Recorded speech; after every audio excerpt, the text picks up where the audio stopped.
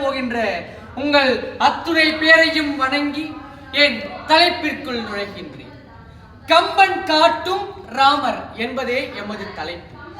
உலகம் யாவையும் தாமுல வாக்களும் நிலை பெருத்தலும் நீங்களும் நீங்களா, அழகில் அவர் விளையாட்டுடையவர், அவர் தலைவர், அன்னவருக்கே சரண் நாங்களே என்று காலம் மாறினாலும் மழை புயல் வெள்ளம் என்று எத்தனை வந்து இந்த உலகை அழித்தாலும் யாராலும் எவனாலும் எப்பொழுதும் ராமாயணத்தை மட்டும் எப்பொழுதும் அழிக்க முடியாது.